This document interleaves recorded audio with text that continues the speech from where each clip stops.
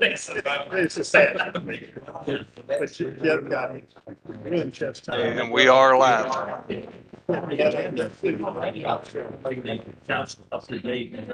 just got back.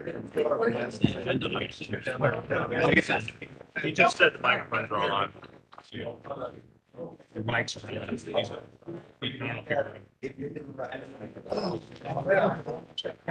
So. Good feeling. I shared with the mayor the emails that I sent to him and sent to Kara, and said that there are legal issues, and that's basically what I'm going to say. In our meeting, we concluded that there were some legal issues that need to get resolved, and we're in the process of trying to figure this out. Yeah. Start on time and finish on time. No action. That's pretty good. Well, you can mention, if I miss anything, We went to that. Hey, Ben. and how are you? Pretty good. Ready for the holidays? No? You I get. still got a couple days. This time of year. I'm finally getting around to doing something. That's good. That's waking up in Cincinnati. You remember? What did you do while you were? Good restaurants. Well, Where'd you go? One was called Che, the other was Venus. They have some really good restaurants. Yeah. We waited all day. Violation, Attorney General for reading side Yeah, the art museum. Stuart Miles about their meeting. Get rid of John. Yes. Three of them in there, and I kept them. I kept them. It's still talking about all in all, that's really good lawyer. Yes. Yeah, well, they probably. On Sundays, That they use that. So, it's said Kind of set up. there's no, like many. allowed to There's no hospital. into the public. It's up to people's own integrity. Sunday. I just, brought that up Every Sunday. after he completed the council. We found that out by living. Said, don't worry Been about with it. there several times. It's a lovely. We didn't pay anything. No, really doing the, Yeah. I didn't. the people's business. He's gonna, for They take enough of your money at the zoo and and maybe go to, but we got, for what? the train For station. chapter 92. We want to get a change with that because what we're involved with the tree stuff. But it's that when it's on private property, what does it do? Right now, like that view says, is, the city can go in there. Well, we took that out.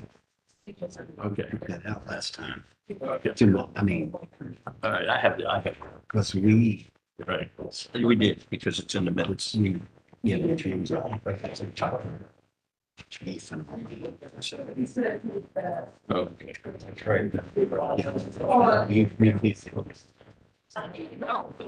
So you're inviting.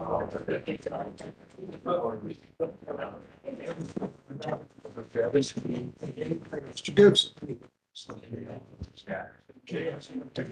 No, when you get, something like the data.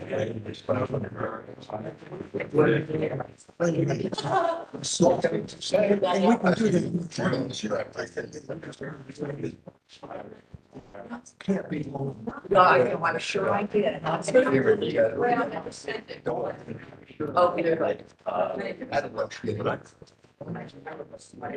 Mission statement. Yes, like blurs. So I drink that. No, And if you can recognize that. Well, and they- It's the only if that's in my.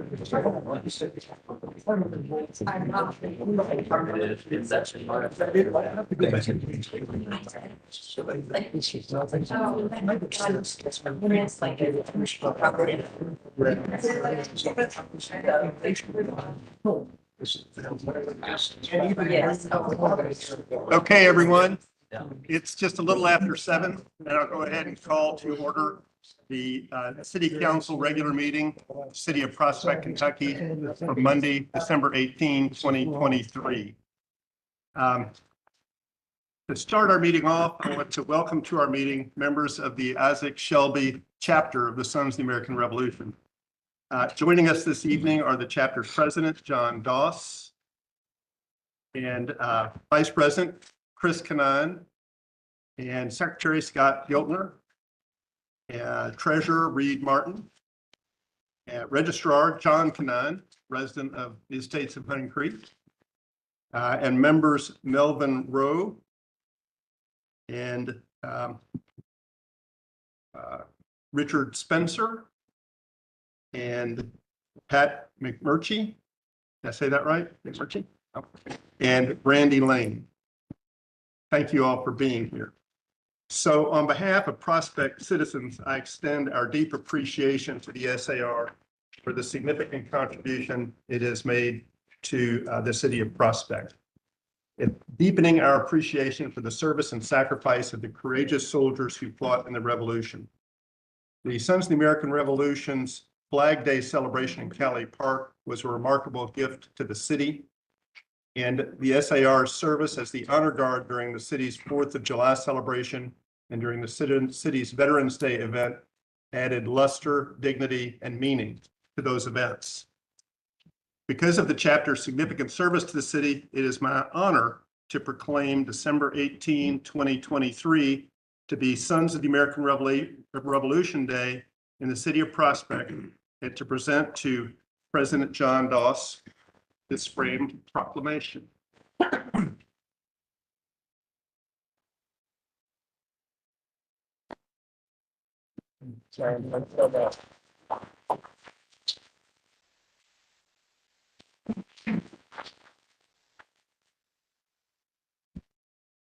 President Doss, if you'd say a few words. Thank you, Mayor Farnsley, and thank you, Prospect City Council members. On the behalf of the Governor Isaac Shelby chapter and the SAR, it is an honor to receive such a special gift. Thank you so very much for the opportunity that you allow us to share with you the wonderful cities, events and programs that we've done. You have opened your city up to us, and we are very grateful. So thank you very much. Thanks so much. We appreciate it.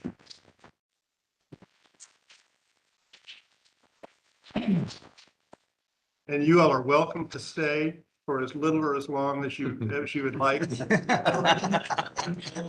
I could say you're released from custody. Thank you very much. Thank you. Thank you. Okay. Thanks so much, John. The next item on the agenda is the approval of the minutes of the November 2023. I've got the wrong one, sorry. I don't even have it right myself, but it's It is the November 2023 minutes. Yeah. The minutes of the November 2023 meeting have been distributed. Are there any changes, corrections, other amendments? If not, is there a motion to approve the minutes as distributed? So moved. Is there a second? Okay. Any discussion? All in favor, please say aye. Aye. Minutes stand approved. Do we have any citizens signed up to speak? Jeff, did you get the list? Okay, nobody signed up. All right, then it's time for my report. So I'm going to comment on a couple of items that are going on. First, there'll be an exhibition, art exhibition in City Hall entitled Art in City Hall. And that will take place here January 14th, 2023 through March 8th, 2023. 11 artists' works will be shown in the council room and in the conference room, and the art will include a variety of media. There will be an opening reception on Sunday, January 14th from 2 to 5 p.m. The public is invited to the reception. The City Hall is closed the following day, which is Martin Luther King Day, but it will be open that afternoon for 3 additional hours from 2 to 5 for anyone who would like to view the exhibition. Thereafter, the exhibition will be open to anyone, residents or guests, during regular City Hall business hours. I extend thanks to Kathy Sauer, who is chairing the Exhibition Planning Committee, and to Prospect residents Connie Kuhn and Lonnie Walker, who serve with Kathy on the Planning Committee, in addition to several other nearby residents. All the committee members are themselves artists, so we really appreciate their work on this. Next, I want to talk about the boardwalk project that's been discussed in the council previously. Councilman Don Gibson initially proposed the construction of a boardwalk that would extend from the back of City Hall to Putney Pond. Don's idea has been embraced by the Parks and Recreation Advisory Committee. The boardwalk would allow residents and visitors access to an area that includes birds, wildlife, native plants, and wetlands. Councilman Gibson is chairing a committee that is seeking $500,000 in state and federal funds that is set aside for recreational trails. KIPTA, a regional planning agency, is assisting the city in applying for the funds, and KIPTA indicates that the chances are good that the grants will be made. So that would be a wonderful start. The project will cost a little over $1 million, but it can be done in phases, and the grants from the federal and state agencies would go a long way toward getting us toward the realization of the boardwalk. I'll also mention news regarding the pavilion in Little Hunting Creek Park. On April 30th of this year, we dedicated the pavilion in Little Hunting Creek Park. I'm pleased to report that the city has placed a handsome plaque on the pavilion indicating that the pavilion is named the Mayor John E. Evans Pavilion. So that's now in place.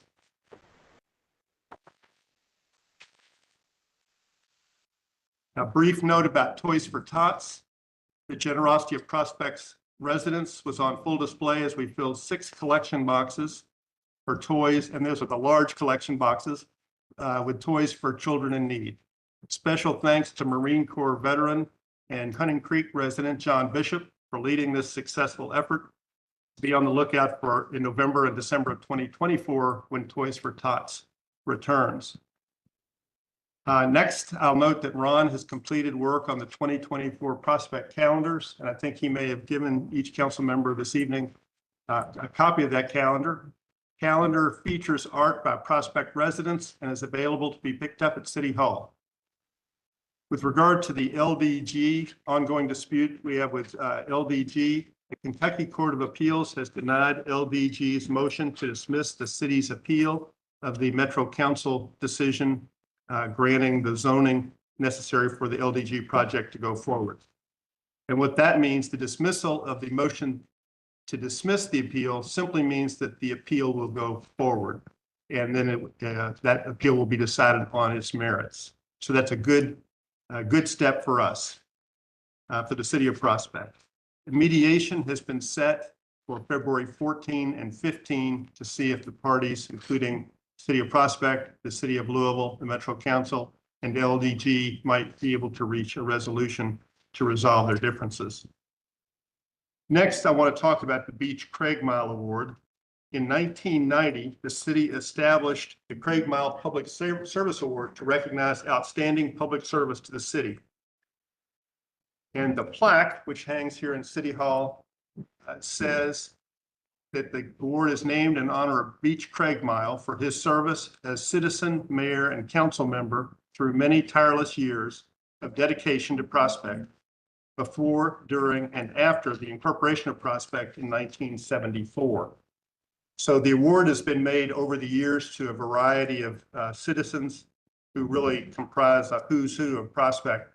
They include former Councilman Alan Simon, former and late Mayor Lawrence Falk, Lonnie Falk, Sandy Toucey, former Mayor Todd Everly, Linda Wardell, our Parks and Recreation Advisory Committee Chair, Susan Nicholson and Nick Nicholson, and John Embry, and Ron Cundiff, I should add.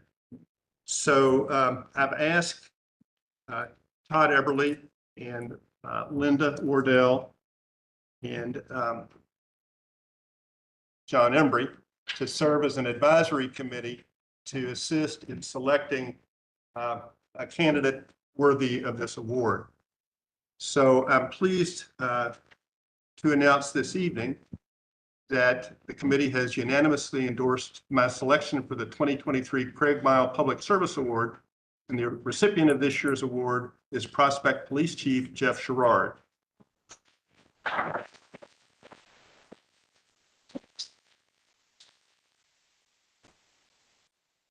Before, I think we surprised. Chief.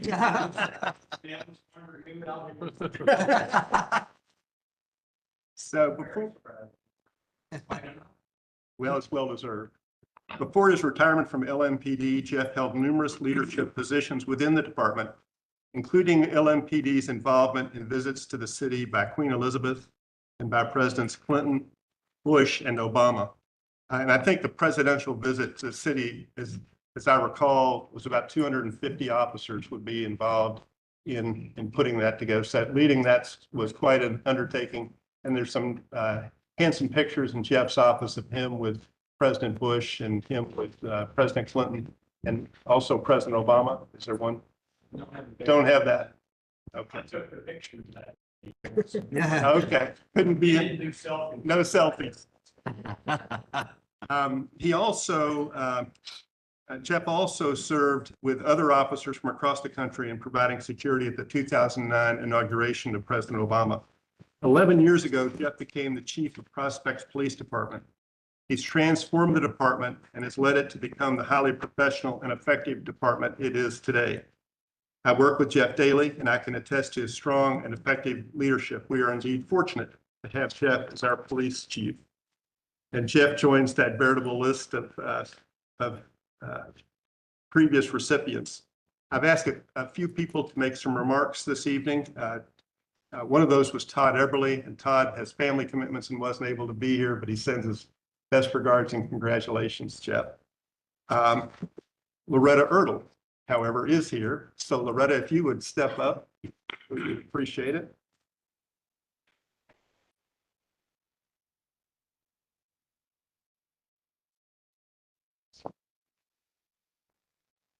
Good evening. As Mayor Farnsley has said, I'm Loretta Ertl, and I have a story to tell. The story begins about 11 plus years ago when the city of Prospect found its need for a new chief of police. At the time, Mayor Todd Everly asked me to, or assigned me to a small committee to look for someone to take that position. We had a lot of applicants, and one of the applicants happened to be a gentleman by the name of Jeff Sherrard. And he was asked to come in for an interview, and when he arrived, I went out to greet him and to take him to the interview room. And he was in the lobby, and as I neared the lobby, I saw him sitting in a chair. So I said, Jeff Sherrard, and he looked over, saw me, and he started to rise. And as he arose, my reaction was one of, hello. So my mind was thinking, my head was thinking, wow, he could intimidate any perpetrator. And quite possibly the police officers who report to him. But before I go any further, I would like to give you a little snippet of my background, because it's all about me, you know. Um, in another lifetime, I was married to for 19 plus years to a Jefferson County policeman. And for 19 and a half years, that's a long time. And during that time, I learned a lot about his job, his responsibilities, and what he thought about those things. So when I need to check my notes, sorry. I also knew the chief of police. I knew most of the people of the Fraternal Order of Police, and I was a member of the Ladies Auxiliary. And in the Ladies Auxiliary, we would have our meetings, and afterwards, we like to talk. And you know what most women do, who they talk about when they're alone, is their husband. So I learned a lot more about many other police officers and through their wives. And so I learned their things about their job, their responsibilities, and what they thought of those. So I felt like I had an insight to the type of person we needed for this particular job as chief of police. When we were looking over the application that Jeff Sherrard gave us, it looked like he was very qualified. In fact, I felt like he was overly qualified. And then during the interview, he was congenial. He seemed very respectful of the job that we had to do and the decisions we had to make. And he had a touch of humor that endeared me to him. And he still has that sense of humor. And I felt during the interview that I was convinced that he was the one. So much so that I felt like I would arm wrestle anyone who disagreed with me. And let me say that there was no arm wrestling that night because we agreed that he was the missing piece of the chief of police puzzle.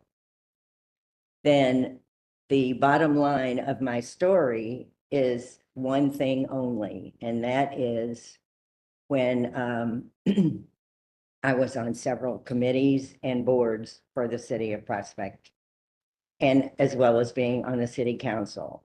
And to me, the most important thing that I did was to be on the committee to select our chief of police. And I'm proud to say that he has succeeded in everything that I thought he would do. And that's the thing I'm most proud of, the most contribution I've made to the city of Prospect. Thank you. Thank you.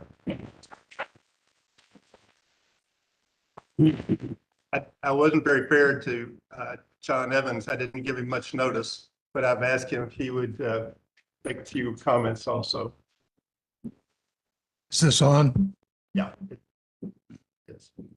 Well, my remarks are going to be short because of the lack of notice. I was trying to keep a secret. Hey, you wouldn't want to tell me much in advance, I'd leak.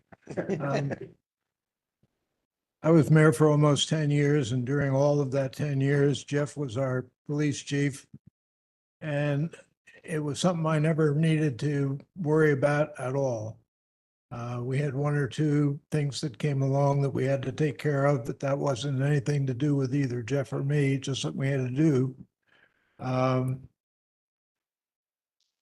don't know what I can say beyond that. During the 10 years I was, or almost 10, that I was mayor, when I'd get my monthly budget update from the bookkeeper, there was a part in the middle that I didn't really need to look at ever, because that's the part that has the police transactions in it, and they were always what they should be. It was just something I didn't need to even think about because Jeff ran things perfectly.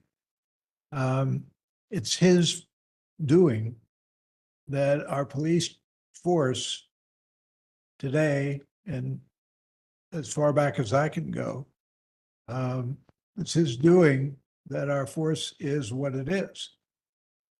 He was various senior positions in the county police and the metro police severally. And he knows everybody. And so when we are considering getting another policeman, I just know he's up there getting on the phone and saying, well, what do you know about this? What do you know about that? And it's through that process, through Jeff, that our police force is what it is, which in my estimation is just top notch, excellent. And on top of all that, he shares a good cigar. I would like to say one other thing that many of you may not know, and that is about the Beach Craig Mile Award. And what I want to talk about just for a minute is the man it's named for, Beach Craig Mile. He became mayor in, it was March of 1978 when our first mayor, Tom Fow, met a very untimely death at age 50. And Beach became mayor then. He was mayor for about 3 years. He ultimately resigned in about March of 1981 for health reasons. Let me tell you a little bit about that.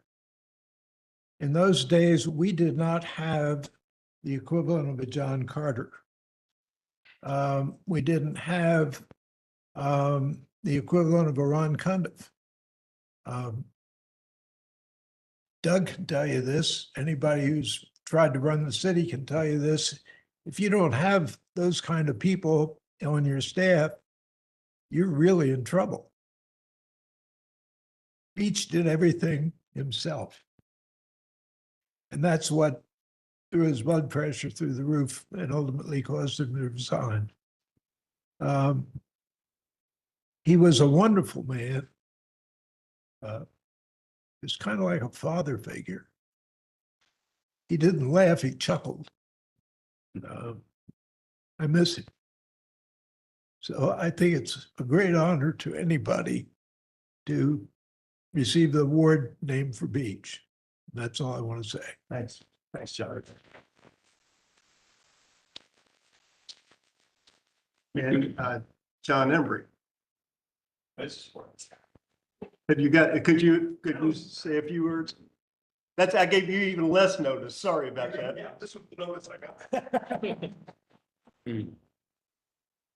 I too was on the committee with Loretta and the acting chief of police at the time, and I've forgotten his name, Larry Johnson, as well as the mayor and Ann Sims.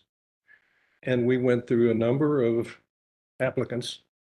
One, I still kind of laugh about when I remember the process. There was one a fairly young officer who brought his resume and he presented himself well, but he said he thought being the mayor of Prospect would be akin to being Andy of Mayberry. And I thought that was not the best thing you could tell us, to say you're Mayberry. So anyway, it was an honor to be on that committee, and like Loretta, I think it is probably one of my best contributions to the city of Prospect in all of the years I've been working here as a volunteer. Thanks, John. So I didn't give Mayor Evans much notice. I gave John no notice through oversight. I apologize, John. And so, but I'll give you no notice either, Jeff. You're entitled to make some remarks at this point.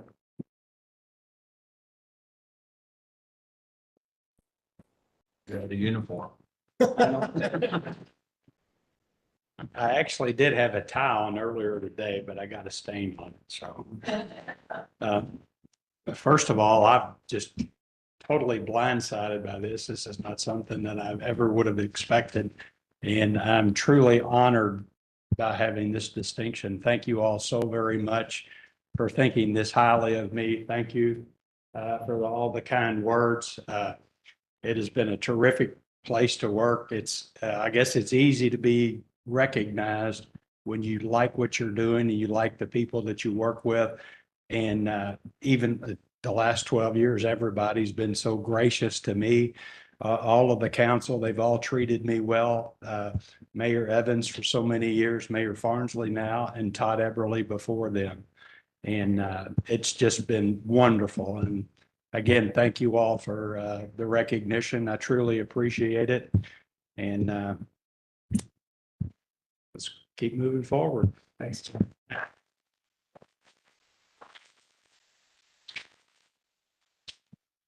All right, the next item on the agenda is and that concludes the mayor's report. The next item on the agenda is the financial report. John? I am summarizing financials for November. So our cash on hand at the end of November, which consists of a checking account, a 1-year CD, a money market account, and 2 investments with PNC, total 4.3 million and change. So far this year, we have brought in revenue of 2.7 million, and annual expenses are currently at just 754,000 roughly. And so everything looks good budget wise currently, and next month we'll have a better picture after 6 months down the road into the fiscal year. And I'll entertain any questions. Any questions for John? Thanks for the report, John. Commission and board reports, ethics commission, John Embry. Very brief. First of all, there is a resolution later, I think it's 204, to reappoint Dan Culbreth to the commission for 3 more years. And I just want to make it clear, I definitely support that. Dan has served a term that's been relatively calm. We haven't done a lot in the past couple of years, but the one that we did do was kind of a sticky wicket, and Dan handled himself very well, and it's good to, it would be good to retain him in that position. The other would be just simply a note for everybody in here that is subject to it. In January, the financial reporting to the Ethics Commission will be due. It's due March 1st. So it's a relatively short window. There are penalties for not taking care of, but it's this basically the sworn volunteers includes ethics, code enforcement. I don't think forestation is sworn, but they do have financial management staff and certain select staff members that the mayor and the chief of police indicate are necessary. That's all. I'll be back in January with the annual report for the Ethics Commission. Thank you very much. Thank you, John. And as John referenced, we will be considering under new business 2 municipal orders. One is to appoint Mr. Culbreth, reappoint him to the Ethics Commission. And the second one, there's a typo in the agenda, is to appoint 2 people to continue, I think, to continue as members of the Code Enforcement Board. But we'll come to that later in the agenda. Forestation Board, we have a written report, and Linda, I think, is here to make the verbal report. Actually, Lee had planned to be here, but he called me this afternoon. He has a terrible cold, so I'm here. So you do have the written report, and I just want to touch base on a few things. We have planted 12 trees this fall. That's all done. Everything's looking really good. Includes a memorial tree, and there'll be another one in the spring sometime. We are in the process of working on our application for Tree City. We think it's coming along nicely. We also feel we are in a position to go for a growth award, which says we've done over and above work to support trees and forestation. And then last but not least is our ongoing ordinance review. We've had communication with the council subcommittee that was very productive. We had our own special meeting that was, again, something that I think we can take another look at the work that's been done. And I then reached out to the state forestation people and said, do you guys have any standards that we can work with? Because I know you're trying to find some expertise. We're trying to be smarter about what we do. And he sent me some information from Lexington that was very useful. I think it's more concise than what we have and may address some of what we're trying to accomplish.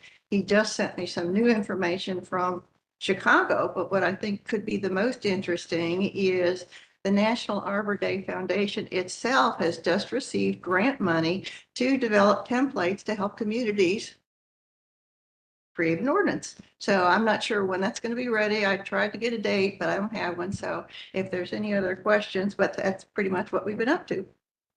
Thanks, Linda. Any questions for Linda? Linda, have you had a chance, the Forestation Board had a chance to look at the trees that was proposed to be removed with the back? Which trees to be removed? Chase Bank. Oh, Sure. no. We had a question on that because from what I understood from council, it was going to be looked at the building and the street side of things. And then we have not seen a revised plan. I don't know if anything has been submitted to you all for review. Because we just had an initial one and I think there were concerns to be addressed and maybe a meeting, but we've not done any more with that at this point. But we're very interested to see what they're going to do and we hope they don't take out so many trees. John. Don, there's a revised plan that you're referring to. They're going to have to come back to the city for application with that. They're not at that point. Okay. Their communication to me was once they get their sign company involved, they'll come back with the tree question. Yeah, what I recall that the trees they were, but they were wanting to take out street trees. A lot of, yeah. Yeah, it was like 19 trees. It was a lot of trees. No, they have to get our approval though. Did the revised plan include the signage? It did not. Okay. Thank you, Linda. Okay. Appreciate it. Parks and Recreation Advisory Committee. We have a written report and Linda Wardell is going to make a verbal presentation. So as I was preparing my monthly report to the council, it occurred to me that it might be nice to review what we've done in the past year. And I was frankly shocked at everything that the Parks and Recreation Committee has accomplished this year. So I'm going to hit some highlights for people in our in the audience today and those who might be watching online. As I said, 2023 has been a very active year. The star and our crown, I think, is Little Honey Creek Park and the changes that have been made there, including the dedication of the John E. Evans Pavilion in April, the dedication of Charlotte's Playground in June, new landscaping and sidewalks being installed, and also my personal favorite, the Fox family chainsaw sculpture that was completed in July. We sponsored a number of programs this year, I think obviously more than we've ever done before. We had a children's craft project in March, a couple of wildflower walks in April. April had the inaugural event of the John E. Evans Pavilion, which was Shakespeare in the Parks, and that was just tremendous, despite the unsettled weather we had that day. And then from May through September, we had monthly concerts in the parks, and I think each one was more popular than the previous one. So that was really a great In June, we had an Arts for All, which was not only a children's craft, but a family craft where people made tie-dye t-shirts. Yeah, that was very popular. And then in September, this was not something in the parks, but it was sponsored by the Parks Committee, the Prospect Day at Racing Louisville Football Club. And that was a wonderful event. The people that attended really enjoyed it, and we're hoping to do that again next year. You know, in September, I think I mentioned a couple of months ago, we welcomed our first student member of our advisory committee, Chrysler White, who's a senior at St. X, and he has really hit the ground running. He's already led a couple of volunteer activities. One is planting a pollinator garden in Harrods Creek Park. And the second, and they, on that same day, they had so many volunteers. They also did a trail cleanup, which was unplanned, but very welcomed. And then he also recruited volunteers to repair a trail in Putney Pond and Woodlands. We had volunteers from the Parks Committee that worked ArborFest. That's always a great way for us to work with the Forestation Board for that very popular event. In December, we had our 42nd Eagle Scout project completed in our parks. And that was Michael Cuber. So I think it's just amazing that in the past 12 or 15 years, we've had 42 Eagle projects completed. We have ongoing activities which include invasive plant removals, using both professionals and volunteers to do that work. We've created new signage for Putney Pond and Woodland trails. Some of those signs have been installed. The rest will be installed as the maintenance staff is able to do that. We have ongoing maintenance of trails and improvements. The mayor talked about the Putney Pond and Woodlands Boardwalk project. I'm very grateful that Don Gibson is behind that, and we're working very hard to make that a reality. We did get approval from the Kentucky Heritage Land Conservation Fund Board to construct that boardwalk, and that was needed before we could move forward with that project. We now have a contract with Bornstein General Contracting for the Harrods Creek Park Stream Crossing Bridge. So that construction should happen in 2024. So what are we going to do next year? Well, John Evans is already in work. He's already working to plan for programs in the pavilion next summer. And I think Shakespeare in the Parks is already It's selected. a April date. 28th. All right, mark your calendar. I'm gonna do a Midsummer Night's Dream. And Midsummer Night's Dream, that should be really fun. And we are also planning additional children and family craft events. And we're exploring having a nature-oriented lecture series. That's to be determined, but we're working on that. We'd like to increase the number of trail walks we have, maybe to have bird walks in addition to wildflower walks next year. And finally, we're going to bring back the Harrods Creek Trail Bash. We weren't able to do that this year, but there's a lot of interest in bringing that event back. So that should be next November. So that's where we are with the parks. Any questions? Thank you, Linda. Any questions for Linda? Thank you. Thanks, Linda. And both Linda Knox and Linda Wardell, thank you to your committee and to the Forestation Board. We really appreciate everyone's efforts. So is there a library committee report? A brief report. We have the survey results from the library. I have reviewed those and forwarded them to the volunteers. We'll plan to meet in January after all the Christmas stuff is done and try to brainstorm to improve library services. which are pretty good already. They're good. They're good. The comments were interesting. Some of them were very interesting. So Yeah, good. we need to increase awareness, however we can do that, maybe Yeah. social media or something like that. So we'll talk about that in January. Great, thank you. Any questions for John about the library? Jefferson County League of Cities. There wasn't a member meeting in December, but there was an executive board meeting. And he talked about the success of the dinner. There were 246 people attended.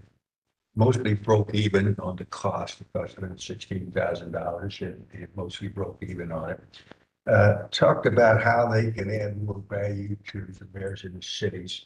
And they kind of laid out an agenda. For instance, January, the member meeting is going to focus on everyone's favorite topic, which is city budget review and plan. It's just really about sure to be a big turnout for that. It's a lot of fun.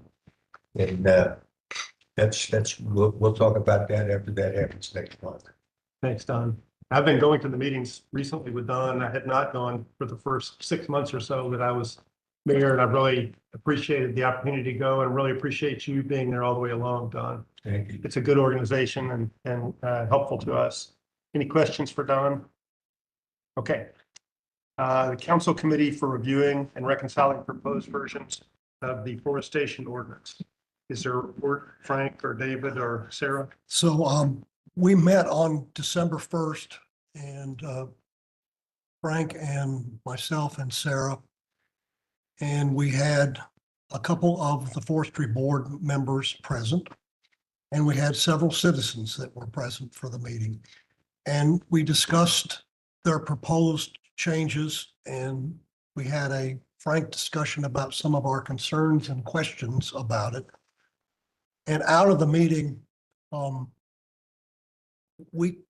committee decided that there were some legal questions that needed to get resolved before we could actually get down to adopting a new forestry board ordinance. I've had a conversation with the mayor about those legal issues, and the mayor has asked the city attorney to assist us in trying to resolve those issues before we come up with the final ordinance changes to be made.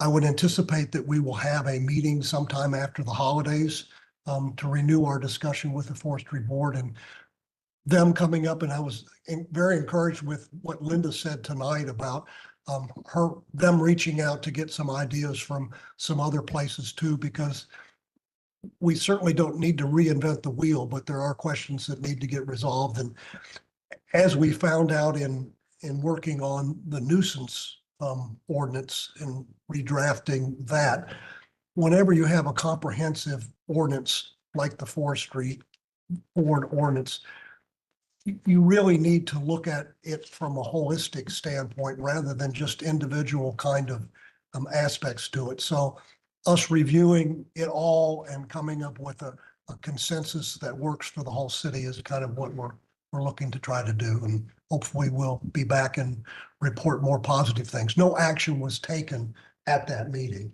Okay, thank you, David. Any questions for David, or Frank or Sarah? We appreciate your work on this and look forward to getting a good proposed ordinance. The next item on the agenda is the second reading of ordinance. Did I skip something? Oh, police report. Sorry about that. You're up again. Thank you.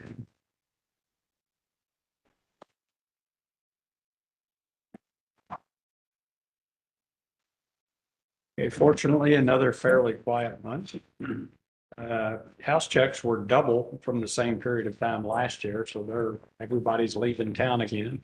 Either that or through word of mouth, more people are taking advantage of it, which is perfectly fine. We had 2,500 this November compared to 1,265 last November. So that's a pretty good increase. With regarding reports, the only ones of any significance were the felony reports that we had. The one with the ID theft,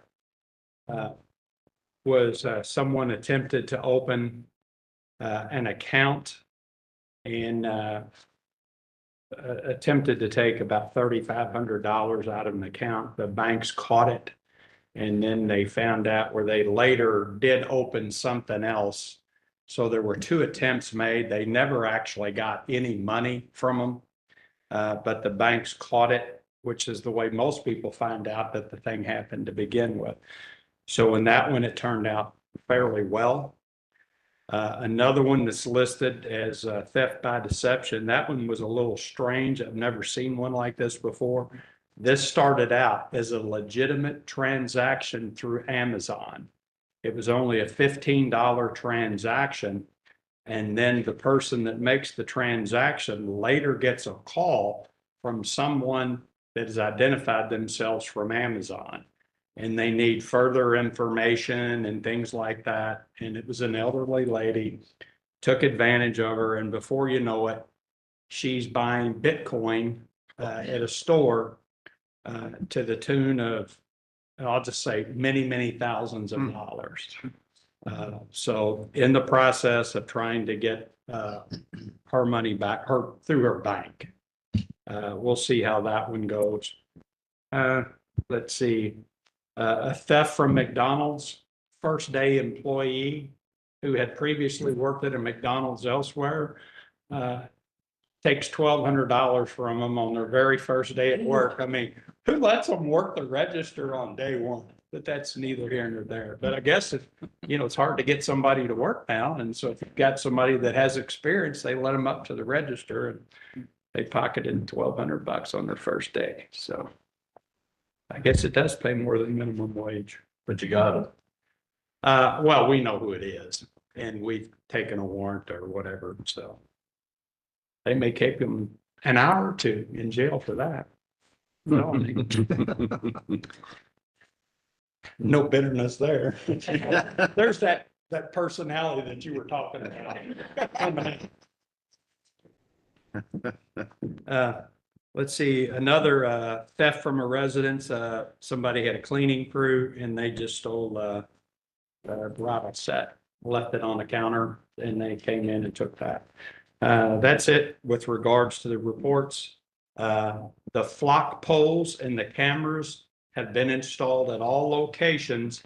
The electrician needs to hook up the other 3. I just talked to Ron before I came in. They were installed last week when I was out of town in Florida, and I got an email that says they're in.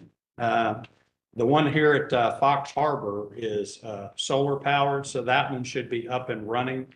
And then I'll see what our connectivity is tomorrow morning when I come back. But the other 3, they're just ready to go. They just have to have the wires connected through the city electrician. So Ron knows to have our guy come in, and hopefully by the end of the week, I don't know what the guy's status is for this week, but hopefully by the end of the week, every one of them are all up and running.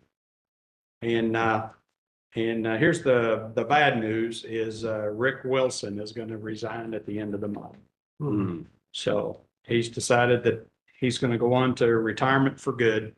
So we're in the process of looking for a replacement for him. And we've got somebody coming in tomorrow that we're going to talk to that has some experience in dealing with code enforcement already. But we'll have to see whether or not it's the same kind of code enforcement that we're used to doing here. So, but that's all I have. Thank you. Any questions for Any questions? Are you looking part-time or full-time? Right now, that position is part-time. But if that's something that you all wish to change or whatever, you gotta let me know. What's the date of Rick? Chief, on what date is Rick leaving? The end of the month, so This month? Next Yes. Wednesday. yeah. Yeah, we're running out of time. When did we first know that he was leaving? A few weeks ago. He's indicated that he'll stay on while we're looking, as long as we're actively looking, and if he's gone before the new person's hired, he'll come back and help with the transition. So he's retiring. He's retired once before, not from working here, but from his career, and So he's retiring and going back to being retired.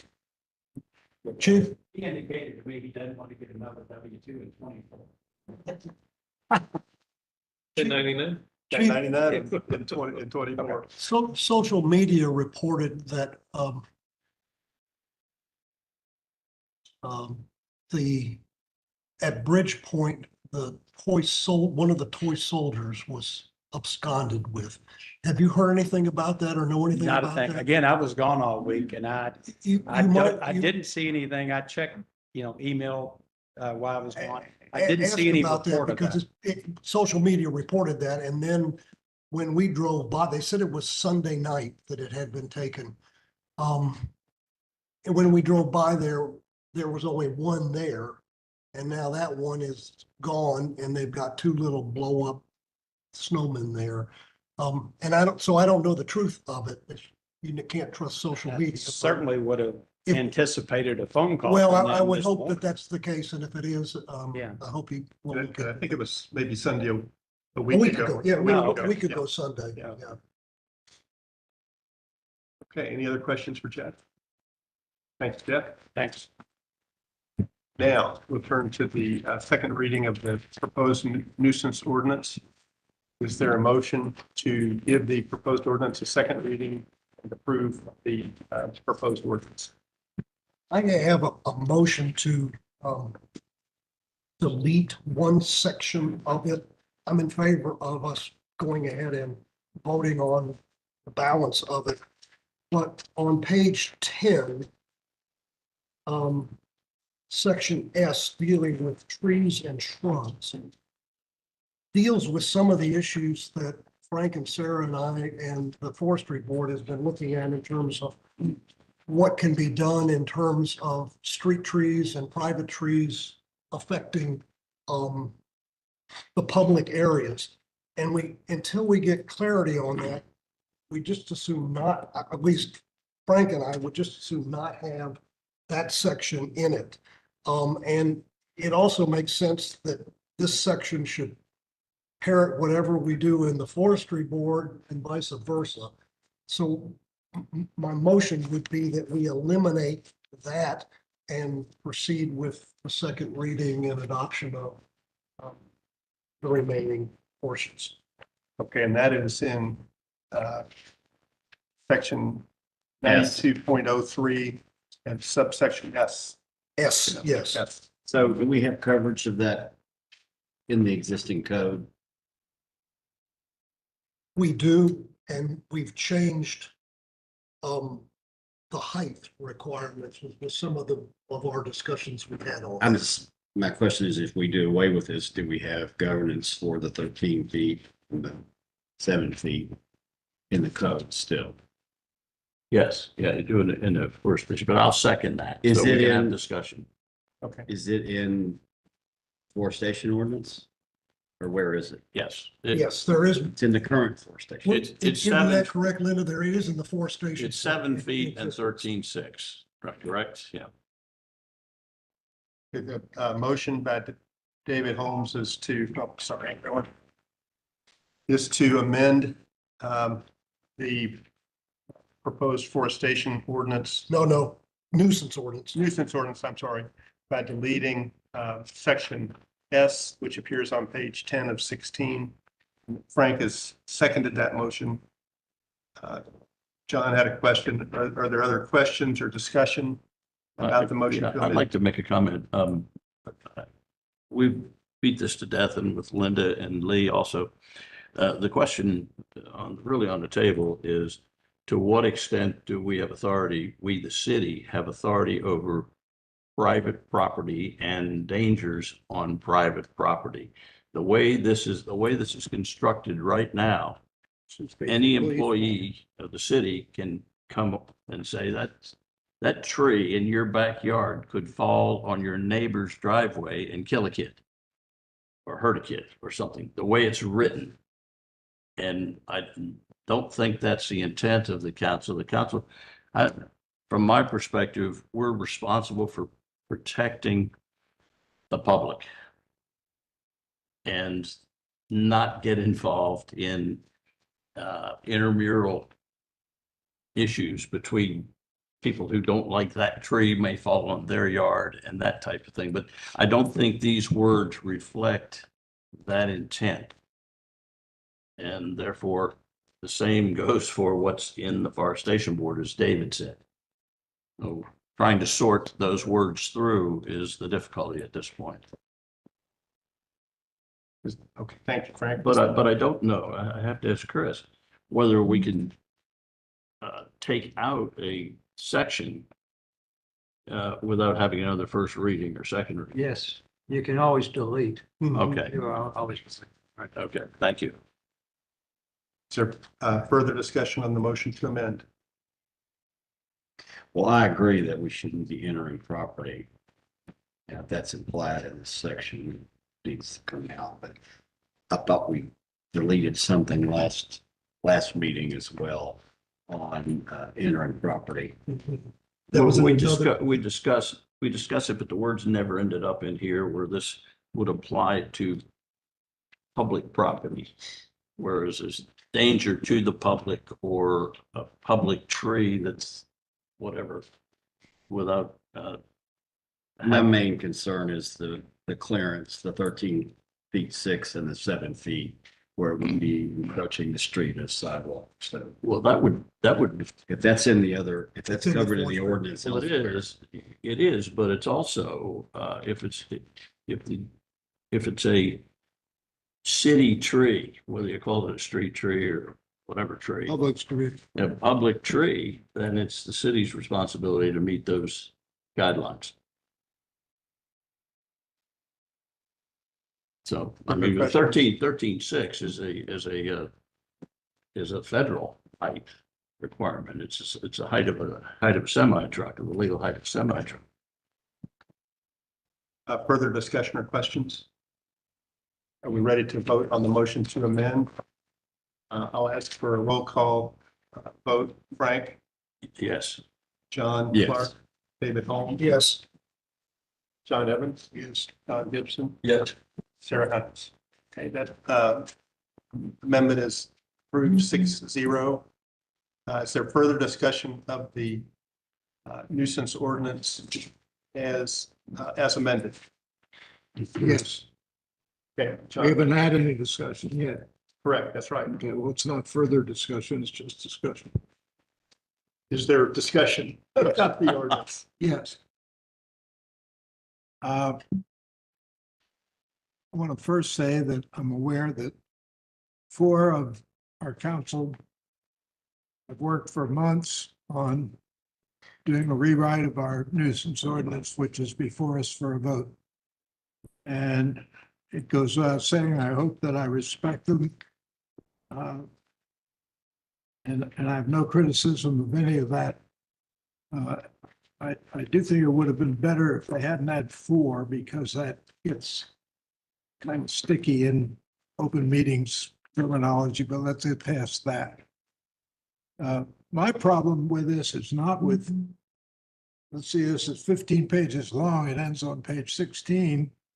I'd say with 14 and a half of the pages, have no problem at all. If you haven't read it, set aside a good solid half hour or more, because it's tedious. But when you get to page 11, you figure out what's really going on here and why that happened in the first place.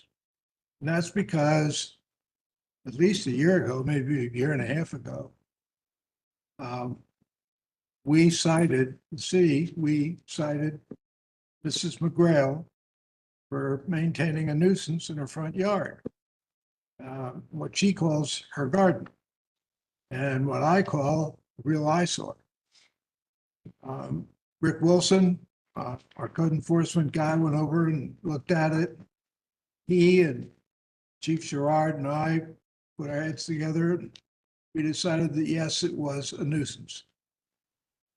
So she got cited for maintaining a nuisance, which, as was her right under existing prospect procedures, she appealed to the full code enforcement board. I'm not sure I've got that title correct, but it's the review board, 5 members. And they had, I don't know how many hearings, more than one, 2 or 3. They were lengthy, sometimes loud. At the end of which all 5 members unanimously concurred that her front yard was indeed a nuisance. And they confirmed the action of our code enforcement board. So then it went on, Mrs. McGrail, as is her right, sued the city and appealed from this decision in the Jefferson District Court. At some point on, then there was a lot of back and forth with McGrail's about, well, how about doing this? And nothing worked. One of the problems with the committee, the 10-member committee that rewrote this ordinance, is that Mrs. McGrail herself was on the damn committee. That's the fox in the chicken coop, if you ask me. This is why I'm opposed to this ordinance and why I will vote against it. I just think it's a get out of jail free card for Mrs. McGrail. With the other 14 and a half pages of it, I have no problem. That's all I have to say, Doug. Thanks, John. Okay, is there further discussion about the ordinance as amended? If not, are we ready to vote on the second reading and approving the ordinance? Call a question. Okay, no further discussion. I'll start the roll call. Sarah, if you'll vote, please. Yes. Okay. Don Gibson, Yes. John Evans, No. and David Holmes. Yes. John Clark. Yes. And Frank Fulcher. Yes. Okay, so that's adopted 5-1. Appreciate everyone's work on that. And We need to do the reading thing. yeah, we do need the second reading. So I'm sorry. Did anybody second the motion?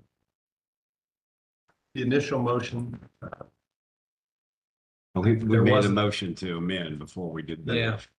but we never had a motion to approve it. Right, let's fill that gap. All right, I'll move to approve. So is there a motion to, John Clark's moved to approve the proposed nuisance ordinance as amended? David Holmes has seconded it. If there's no further discussion, I will ask for a vote again. Do we need the second reading first or? I think we'll do the second reading after we approve. Oh, it. okay. Sarah Hines. Still yes. Okay, Don Gibson. Yes. John Evans. No. And David Holmes. Yes. And John Clark. Yes. Frank Fulcher. Yes. And then who made the motion? I did. Then will you do the second Sure. reading? Second reading of ordinance number 632, series 2023, an ordinance relating to the amendment and modification of chapter 92, nuisances of the Code of Ordinances of the City of Prospect. Thanks, everyone. That's now approved. So the next items on the agenda are new business, and there are 2 municipal orders. Order 4, Series 2023, an order consenting to the nomination by the mayor of Dan Culbreth to serve a 3-year term ending on December 31, 2026. Move for approval. Second. I think there's motion and a second. Is there discussion? All in favor, please say aye. Aye. Opposed? That's approved unanimously. The next municipal order 5, series 2023 is an order approving 2 members of the Code Enforcement Board, Al Bensfield and Paul McDaniel, to serve 3-year terms ending December 31, 2026. Is there a motion to approve that municipal order? So moved. It's moved and seconded. Is there discussion? All in favor, please say aye. Aye. Opposed? Okay, that motion is also approved. If there's no further business to come before the council, I'll entertain a motion to adjourn. So moved. A motion to adjourn, is there a second? Second. We are adjourned. Merry Christmas, Merry everybody. Christmas, everybody. Happy holidays. Oh, ho. Happy New Year.